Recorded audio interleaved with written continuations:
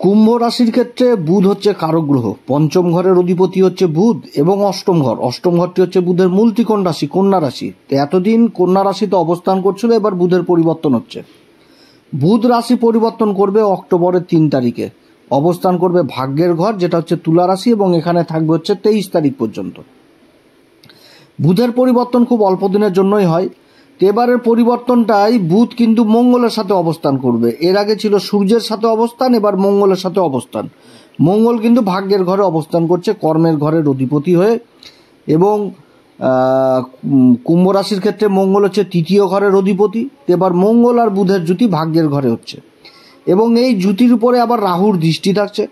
তার সাথে আবার দেবগুরু বৃহস্পতির শুভ পঞ্চম দৃষ্টি থাকছে, কারণ দেবগুরু বৃহস্পতি আবার পঞ্চম ঘরে অবস্থান করছে। দেবগুরু বৃহস্পতি কুম্ভ রাশির ক্ষেত্রে হচ্ছে ধন সম্পত্তির ঘরের অধিপতি এবং লাভের ঘরের অধিপতি, অর্থাৎ যেটা একাদশ ঘরের অধিপতি হচ্ছে কিন্তু দেবগুরু বৃহস্পতি। আর একাদশ ঘরটা হচ্ছে দেবগুরু বৃহস্পতির মূল ত্রিকোণ রাশি, এবং এই সময় দেবগুরু বৃহস্পতির যে ভূমিকা কুম্ভ রাশির ক্ষেত্রে কিন্তু সেটা যথেষ্ট ভালো। তো এই মতো অবস্থায় বুধের যে পরিবর্তনটা হচ্ছে মঙ্গলের সাথে যে জুতি তৈরি করেছে, এর কী প্রভাব পড়বে এই কুম্ভ রাশির উপর? কারণ মঙ্গল আর বুধের সম্পর্ক তো সবাই জানে।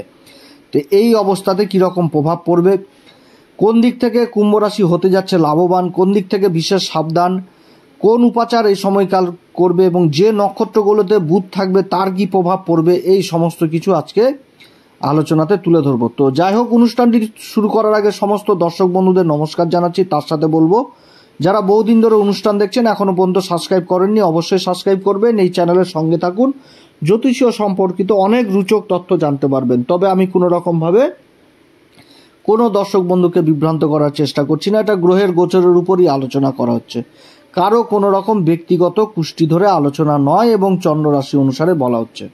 বুধের এই যে পরিবর্তন, সবার প্রথমেই বলে রাখি, বুধের পরিবর্তনে আমি যে থাম্বনেলে লিখেছি একটা এত সুন্দর একটা যোগ হওয়ার প্রভাবে, যে বিজয়া দশমী থেকেই কিন্তু কোটিপতি হওয়ার সম্ভাবনা থাকছে এই কুম্ভ রাশির।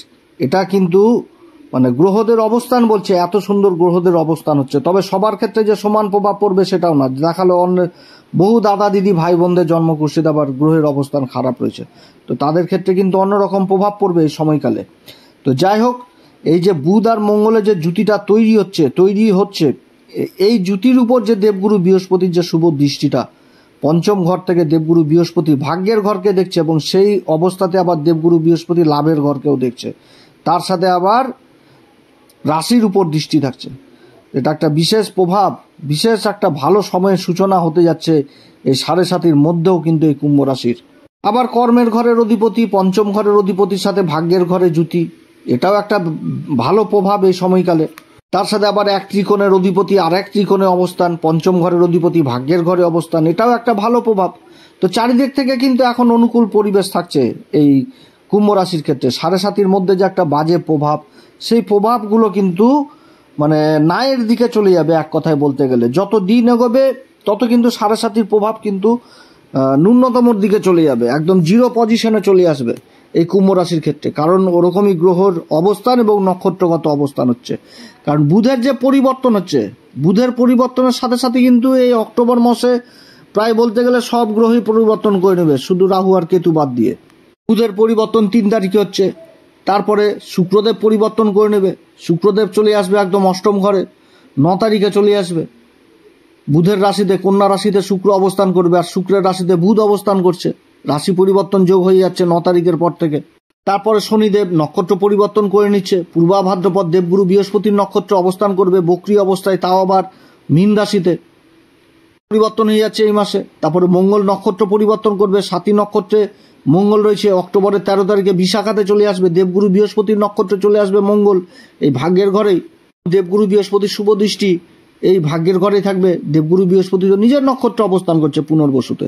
আবার 18ই অক্টোবর দেবগুরু বৃহস্পতিও রাশি পরিবর্তন করে নেবে, উচ্চ অবস্থায় চলে আসবে। তখন উচ্চ অবস্থায় চলে আসবে একদম 6ষ্ঠ ঘরে কর্কট রাশিতে। তখন দেবগুরু বৃহস্পতির শুভ দৃষ্টি থাকবে একদম ওই শনির উপরে, যে শনির উপর দৃষ্টি থাকবে, অর্থাৎ দেবগুরু বৃহস্পতি নিজের সাধারণ রাশিকে দেখবে সেই সময়, এবং শনির উপর দৃষ্টি থাকবে। অর্থাৎ দেবগুরু বৃহস্পতির এই পরিবর্তনে রাহু, তারপর শনি, মঙ্গল, বুধ প্রায় সমস্ত গ্রহ কিন্তু দেবগুরু বৃহস্পতির আন্ডারে চলে আসবে, অতিচারী দেবগুরুর আন্ডারে। তো এটা সব থেকে ভালো সময় কুম্ভ রাশির হতে যাচ্ছে, যে সাড়ে সাতি জ্বালাগুলো পেয়ে আসছিল সেই জ্বালাগুলো এখন দূর হবে এই সময়কালে, ভালো সময়ের দিকে যেতে থাকবে। যত সময় এগোবে তত ভালো সময়ের দিকে যাবে। আবার অক্টোবরের 27 তারিখে মঙ্গলও রাশি পরিবর্তন করে নেবে, তখন একদম কর্মের ঘরের অধিপতি নিজের ঘরে অবস্থান করবে, ভাগ্যের ঘর থেকে বেরিয়ে।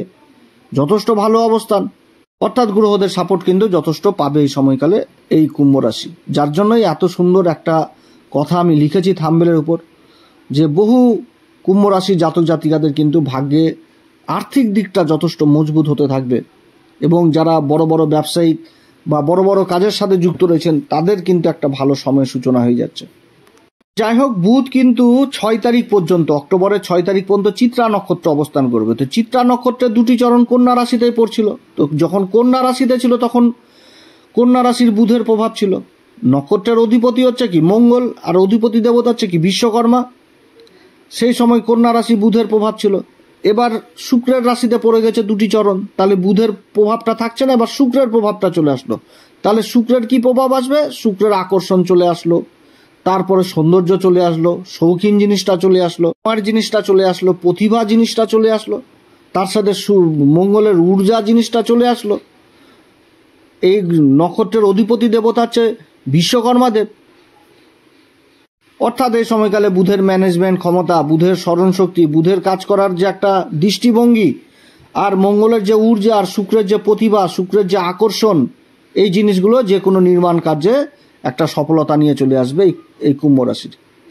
যারা যে কোনো নির্মাণ কার্যে, যে কোনো প্রোডাকশনের কাজের সাথে যুক্ত রয়েছেন, সেটা বড় বড় বিল্ডিংয়ের কাজ হোক বা বড় বড় যেখানটাতে নির্মাণ হচ্ছে, যে কারখানাগুলোতে যে কোনো নির্মাণ, সেই নির্মাণ কার্যের সাথে যারা জড়িত রয়েছেন পরোক্ষভাবে বা প্রত্যক্ষভাবে, তাদের কর্মে বিশেষ উন্নতি, কিংবা যারা কর্মলাভের সন্ধান করছেন এই সমস্ত কর্মের জায়গায়, তাদের কর্মলাভ হওয়ার সম্ভাবনা, কিংবা যারা পার্ট টাইমার হিসাবে এই সমস্ত জায়গায় কর্ম করছেন তাদের লাইফ টাইম হয়ে যাওয়ার সম্ভাবনা থাকছে এই সময়কালে। প্রমোশন হওয়ার সম্ভাবনা থাকছে। নিজের কর্মের দক্ষতার জন্য সমাজে পরিচিতি বৃদ্ধি পেয়ে যাওয়া, এই জিনিসগুলো হবে। এই যে নক্ষত্র চিত্রা নক্ষত্র, পবিত্র নক্ষত্র চিত্রা নক্ষত্র, এর অধিপতি দেব হচ্ছে কি বিশ্বকর্মা দেব। বিশ্বকর্মা দ্বারা নির্মিত জায়গায় বাস্তুদোষ থাকে না, যার জন্য বহু নির্মাণ কার্যের সময় কিন্তু এই চিত্রা নক্ষত্রের প্রয়োজন হয়। বহু কোম্পানির প্রোডাক্ট বা কোম্পানির যে ভিত স্থাপন, সেগুলো কিন্তু এই চিত্রা নক্ষত্রে করা হয়। কারণ এই নক্ষত্রে কাজ করলে বিশ্বকর্মার ওই যে বললাম বাস্তুদোষ জিনিসটা থাকে না এই সমস্ত জায়গায়। সময়কালে বিশেষভাবে প্রভাবিত হবে যারা জুয়েলারি কাজের সাথে যুক্ত রয়েছেন, যারা পোশাক পরিচ্ছদের কাজের সাথে যুক্ত রয়েছেন, রত্নের ব্যবসার সাথে যারা যুক্ত রয়েছেন, এর মধ্যে বিশেষ করে মতির ব্যবসার সাথে যারা যুক্ত রয়েছেন, তারা বিশেষভাবে খুব ভালো উন্নতি। কারণ এর যে সিম্বল সেটা কিন্তু গহনায় দেওয়া হয়েছে মতি। অর্থাৎ কন্যাতে যখন এই নক্ষত্র পড়ছিল তখন মেহনত আর বুদ্ধি আর বলার ক্ষমতা, যে ম্যানেজমেন্ট, এগুলো কিন্তু লেগে গেছিল। এবার তুলাতে যে পড়ে গেল, মেহনত, প্রতিভা, আকর্ষণ, তার সাথে স্মরণশক্তি, বুধের কাজ করার যে ক্ষমতা কিন্তু চলে আসলো। এই নক্ষত্রের যে পুরুষার্থের কথা আমাদের জ্যোতিষশাস্ত্রে বলা হয়েছে, সেটা কিন্তু কাম, অর্থাৎ মনের ইচ্ছা। এই সময়কালে মনের ইচ্ছা কিন্তু কুম্ভ রাশির পূর্ণ হবে। ভাগ্যের ঘরেই এই 2টি গ্রহের অবস্থান। এই সময়কালে মঙ্গল কিন্তু থাকছে স্বাতী নক্ষত্রে, রাহুর নক্ষত্রে। রাহু কিন্তু রাশির উপর থাকছে দেবগুরু বৃহস্পতির নক্ষত্রে। রাহুর দৃষ্টি থাকছে এই জ্যোতির উপর। অর্থাৎ রাহু কি করবে? মনের ইচ্ছাকে বাড়াবে, লোভ লালসা এগুলো ধরিয়ে দিবে, এবং সেই ইচ্ছাটাকে কিন্তু নিজের কর্মের দ্বারা সফলতার দিকে নিয়ে যাবে এই সময়কালে কুম্ভ রাশি। এরপরে 15 তারিখ পর্যন্ত থাকবে হচ্ছে স্বাতী নক্ষত্রে। স্বাতী নক্ষত্রের অধিপতি হচ্ছে রাহু। রাহুর নক্ষত্রে থাকবে হচ্ছে বুধ, এবং এই সময়কালে 13 তারিখের পর থেকে আবার মঙ্গল নক্ষত্র পরিবর্তন করে নেবে, চলে আসবে দেবগুরু বৃহস্পতির নক্ষত্র, বিশাখাতে অবস্থান করবে। তো মঙ্গল থাকছে বিশাখাতে, আর বুধ থাকছে হচ্ছে স্বাতীতে, আর অপরদিকে দেবগুরু বৃহস্পতির দৃষ্টি থাকছে এই জ্যোতির উপর। সেরকম রাহুর নক্ষত্রে রাহুরও দৃষ্টি থাকছে এই জ্যোতির উপরে। যেহেতু এটা তুলা রাশিতে পড়ে গেছে, তো রাহু আর শুক্রের এই সম্পর্কে এই সময় কিন্তু আর্থিক দিক যথেষ্ট মজবুত হবে। কারণ এর যে পুরুষার্থ দেওয়া হয়েছে এই নক্ষত্রে, সেটাও কিন্তু হচ্ছে অর্থ, টাকা পয়সা কিভাবে ইনকাম করা যায় সেই দিকে কিন্তু যথেষ্ট ধ্যান ধারণা এই সময়কালে বেড়ে যাবে এই কুম্ভ রাশির, এবং ভাগ্যের সঙ্গ পাবে এই সময়কালে। নক্ষত্রের অধিপতি দেবতা হচ্ছে বায়ুদেব। অর্থাৎ এই যে নক্ষত্রের মেন যে এলিমেন্ট, সেটা কিন্তু অগ্নিকেই দেওয়া হয়েছে। মনের মধ্যে যে তৈরি আগুন, কোনো কিছু পাওয়ার জন্য বায়ু এখানটাতে আরও আগুনকে কিন্তু জ্বালিয়ে দিবে, আর অর্থাৎ মনের ইচ্ছা কিন্তু তীব্র করে দিবে। সেই দিকে মন ছুটে যাবে যে কিভাবে কাজ সম্পন্ন করব, কিভাবে অর্থ উপার্জন করব, কিভাবে নিজের ভবিষ্যৎকে ঠিক করব, এগুলো কিন্তু চলে আসবে। আর সাথী নক্ষত্র বড় বড় ব্যবসায়িকদের জন্মকুষ্ঠিতে পাওয়া যায়। এদের ব্যবসা করার চিন্তা ভাবনা একদম সম্পূর্ণ আলাদা থাকে। এবং রাহু কিন্তু এই নক্ষত্রে একদম পজিটিভ ঊর্জা দিয়ে থাকে। এই নক্ষত্রের অধিপতি হচ্ছে বায়ুদেব। বায়ু কিন্তু কোনো সময় এক জায়গাতে স্থির থাকে না, যার জন্য এই সময়কালে বহু কাজ হয়। যে সমস্ত কোম্পানির লঞ্চ করে বা কোম্পানির প্রোডাক্ট লঞ্চ করে বা অ্যাডভার্টাইজ জনিত কাজের সাথে যারা যুক্ত থাকে, এই সমস্ত কাজ যথেষ্ট ভালো হয় এই সময়কালে। এছাড়া বিমান সংক্রান্ত কাজের সাথে যারা যুক্ত থাকে, বিদেশের কাজের সাথে যারা যুক্ত থাকে, ব্যাংকিং কাজের সাথে যারা যুক্ত থাকে, চার্টার্ড অ্যাকাউন্টেন্ট, এই সমস্ত কাজ, কথাবাচক হিসাবে যারা কাজ করে, মিউজিক ডিপার্টমেন্টে যারা থাকে, বাণী সংক্রান্ত কাজ, দীর্ঘকালীন কাজের সাথে যারা যুক্ত থাকে, তারাও বিশেষভাবে সফলতা পায়। বুধ হচ্ছে কি পঞ্চমপতি। পঞ্চমপতিও ভাগ্যের ঘরে অবস্থান করছে এবং পঞ্চম ঘরে দেবগুরু বৃহস্পতির অবস্থান করছে। এই সময়কালে করা ইনভেস্ট, যে কোনো ক্ষেত্রে যদি টাকা পয়সা ইনভেস্ট করা যায়, সেটা ভবিষ্যতে কিন্তু একটা বড় আকার ধারণ করবে, অর্থাৎ একটা ভালো সময় নিয়ে আসবে। যার জন্য এই সময়েই এই নক্ষত্রে পঞ্চম ঘরের অধিপতি ভাগ্যের ঘরে অবস্থান করছে। তো যদি কেউ ইনভেস্ট করতে চায় টাকা পয়সা, এই সময়কালে করা উচিত, তবে অভিজ্ঞ লোকের পরামর্শ নিয়ে। শিক্ষার দিক থেকেও যথেষ্ট উন্নতি হয় এই নক্ষত্রে, কারণ পঞ্চম ঘর হচ্ছে শিক্ষা দীক্ষার ঘর। আর বুধ চলে এসে মঙ্গলের সাথে জুতি তৈরি করেছে, সেই জুতির উপর দেবগুরু বৃহস্পতির দৃষ্টি থাকছে।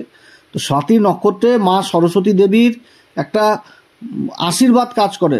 শিক্ষার দিক থেকে খুবই উন্নতির জায়গায় যায়, তীক্ষ্ণ বুদ্ধি সম্পন্ন, পড়াশোনার দিক থেকে এগিয়ে থাকে। অর্থাৎ এই সময়কালে উচ্চ বিদ্যার দিকে যথেষ্ট সফলতা পাবে এই সময়কালে এই রাহু নক্ষত্রে বুধের এই অবস্থান কুম্ভ রাশি। তীব্র বুদ্ধি সম্পূর্ণ হবে, বিচার বুদ্ধি যথেষ্ট ভালো হবে, তার সাথে দূরদৃষ্টি সম্পূর্ণ হবে এই সময়কালে এই কুম্ভ রাশি। তো এরপরে আবার চলে আসবে হচ্ছে বিশাখা নক্ষত্র। 15 তারিখের পর বিশাখা নক্ষত্রে থাকবে 23 তারিখ পর্যন্ত। 3টি চরণ বিশাখা নক্ষত্রের পড়বে এই তুলা রাশিতে, আর একটি চরণ বৃশ্চিক রাশিতে পড়বে। তো 23 তারিখে আবার রাশি পরিবর্তন করে নেবে বুধ। এর সময় আবার 18 তারিখ পর্যন্ত দেবগুরু বৃহস্পতির দৃষ্টি থাকবে। তারপরে তো 18 তারিখের পর দেবগুরু বৃহস্পতি রাশি পরিবর্তন করে দেবে, তখন এই কুম্ভ রাশির অধিপতি শনিদেবের উপর দেবগুরু বৃহস্পতির দৃষ্টি থাকবে। অর্থাৎ এই সময়কালেও কিন্তু যথেষ্ট ভালো সময় হতে যাচ্ছে এই কুম্ভ রাশির। বিশাখা নক্ষত্র, বিশাখা নক্ষত্রে আমাদের জ্যোতিষশাস্ত্রে যে কথা বলা হয়েছে সেটা কিন্তু রাজগেট। অর্থাৎ আগেকার দিনে রাজারা যখন যুদ্ধ জয় করে আসতো, তাকে বিশেষ সম্মান দেওয়া হতো, রাস্তায় রাস্তায় বড় বড় গেট তৈরি করে। অর্থাৎ এই সময়কালেও কিন্তু নিজের লক্ষ্যে পৌঁছে যাওয়া, এটাও কিন্তু বুঝাচ্ছে এই বিশাখা নক্ষত্রে। বিশাখা নক্ষত্রে শিক্ষার দিক থেকে বড় বড় উচ্চ পদস্থ আধিকারিক হওয়ার যোগ থাকে বিশাখা নক্ষত্রে। তবে এই সময়কালেও যদি নিজের লক্ষ্যকে স্থির করে নেয় কর্মক্ষেত্রে, অবশ্যই সাকসেস পাবে এই কুম্ভ রাশি। অর্থাৎ খুবই একটা ভালো সময় বিশাখা নক্ষত্র হতে যাচ্ছে। তো এই 3টি নক্ষত্রে যথেষ্ট ভালো প্রভাব দিবে কুম্ভ রাশিকে। তবে সবই শুধু ভালো ভালো বলে গেলাম, এবার নেগেটিভ প্রভাবও থাকছে। এবার নেগেটিভ প্রভাবটা থাকছে হচ্ছে নক্ষত্রে যখন থাকবে, চিত্রা নক্ষত্রে থাকাকালীন কথাবার্তার দিক থেকে সাবধান। পিতার সাথে মতবিরোধ হওয়ার সম্ভাবনা থাকছে এই সময়কালে, এদিক থেকে যথেষ্ট সাবধান। পিতামাতা উভয়ের দিক থেকেই সাবধান। একটুতে মাথা গরম করে নেওয়া, একটুতে উত্তেজিত হয়ে যাওয়া, ভাগবিতণ্ডায় জড়িয়ে পড়া, তর্ক বিতর্ক করা, এগুলো কিন্তু করা যাবে না। শর্টকাট পদ্ধতিতে ইনকাম করা যাবে না, বিশেষভাবে মনে রাখতে হবে। বেআইনি পথে ইনকাম করা যাবে না। রাশির উপর কিন্তু রাহু অবস্থান করছে, তার দৃষ্টি থাকছে। শর্টকাট পদ্ধতি, লোক ঠকিয়ে এইগুলো কিন্তু করা যাবে না। এবং একটুতে রেগে যাওয়া, এগুলো কিন্তু করা যাবে না এই রাহুর এই দৃষ্টি পড়ার জন্য এই কুম্ভ রাশিকে। সাথী নক্ষত্রে যখন থাকবে তখন কিন্তু সমালোচনার শিকার হবে। অতএব নিজের সমালোচনাও কিন্তু শুনতে হবে সময়কালে, এবং যে সমালোচনা হবে সেই সমালোচনার কিন্তু এই সময়কালে সংশোধন করে এগিয়ে যেতে হবে এই কুম্ভ রাশিকে। কারণ সাথী নক্ষত্রের জাতক জাতিকারা চট করে নিজের সমালোচনা শুনতে চায় না। দিক থেকে সাবধান এই কুম্ভ রাশি। অপর দিক হচ্ছে যে গন্ডগোল, অশান্তি, মামলা, মোকদ্দমা, এগুলো দিক থেকেও কিন্তু সাবধান, বৃদ্ধি করেই দিবে। যদি গন্ডগোল হয় তো বৃদ্ধি করে দিবে। বললাম এর অধিপতি দেবতা বায়ু, বায়ু এক জায়গায় স্থির থাকে না, চারিদিক ছড়িয়ে পড়ে। সেরকম অশান্তি গন্ডগোল হলে তো মনে হবে যে চারিদিক ছড়িয়ে যাওয়া, এরকম। অতএব এদিক থেকে সাবধান। অশান্তি, গন্ডগোল, মামলা, মোকদ্দমা, খরচাপাতি, ব্যয় হতে থাকলে ব্যয় বৃদ্ধি করে দিবে। অতএব বুঝে সুঝে কাজকর্ম করতে হবে, রুটিন মাফিক চলতে হবে। বিশাখাতে যখন থাকবে তখন একটুতে সন্তুষ্ট হবে না, মন ভরবে না। নিজের লক্ষ্যে পৌঁছানোর পরও মনে হবে যে আরও যদি কিছু পেতাম, এরকম মনোভাব হবে বিশাখাতে। অতএব এদিক থেকে সাবধান। যাই হোক, অনেক কথা আলোচনা করলাম। আপনারা সবাই ভালো থাকেন। এরপরে আবার আসবে একটি নতুন পর্ব নিয়ে। তবে এই সময়কালে অবশ্যই হনুমান চল্লিশা, বজরংবাণ, শ্রীরাম সীতার প্রণাম মন্ত্র সহকারে অবশ্যই পাঠ করবেন। যারা গুরুর দীক্ষা নেননি অবশ্যই গুরুর দীক্ষা নেবেন। আপনারা সবাই ভালো থাকেন। এরপরে আবার আসবো। নমস্কার, ধন্যবাদ।